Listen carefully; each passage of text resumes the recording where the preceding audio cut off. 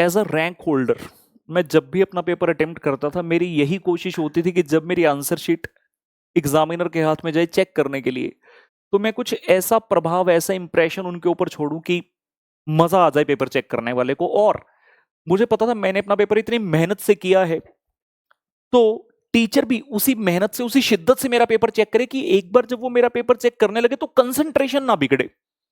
अब कंसंट्रेशन बिगड़ती किन चीजों से है? या तो आपने कटिंग बहुत ज्यादा कर रखी है, पेपर में स्टैंडर्डाइजेशन नहीं है, किसी क्वेश्चन को किसी वे से किया तो किसी डिफरेंट क्वेश्चन को डिफरेंट वे से किया है। जैसे कि मान लो आपने पहले 3 क्वेश्चन तो न्यू शीट से स्टार्ट किए, तो टीचर को लगा कि सिर्फ जो आंसर नंबर है वो आप पेज के टॉप पर लिख रहे हैं, क्योंकि हर क्वेश्चन आप नई शीट से स्टार्ट कर रहे थे, लेकिन बाकी के क्वेश्चन में कहीं भी शीट में, कभी बीच में से, कभी नीचे से, कहीं से भी स्टार्ट कर रहा हूं, मतलब आंसर नंबर टॉप पर लिखने में कहीं पर भी दिख रहा है।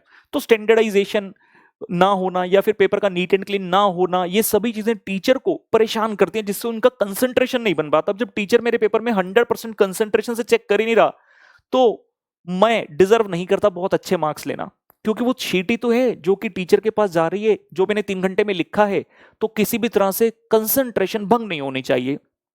और मैं हमेशा एक स्टेप आगे जाकर सोचता था, ये तो बातें हो गई चलो नॉर्मल। एक स्टेप आगे जाकर मैं क्या सोचता था, मेरे साथ एक एग्जाम में ऐसा हुआ था, नॉट इन प्रोफेशनल कोर्स, उससे पहले ही हुआ था, बीकॉम में हुआ था या मेरे साथ क्लास 12th में हुआ था।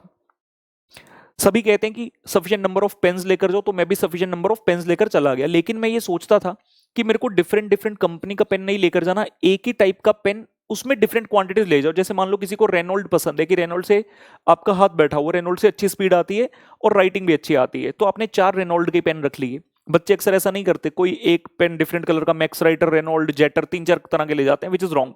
पहली बात तो एक ही क्वालिटी का पेन लेकर जाए, रीजन बिंग हर पेन की लिखाई अलग होती है, कोई मोटा लिखता है, कोई पतला लिखता है। तो जैसे ही आपका मान लो एक पेन खत्म हो गया पेपर में, तो आप दूसरे पेन से लिखना स्टार्ट करोगे, जैसे ही डिफरेंट पेन आई तो राइटिंग पहले और बाद की चेंज होने लगी। तो अगर टीचर के सामने ये हो गया आंसर शीट में, तो यार फिर से कंसंट्रेशन तो भंग हो गई।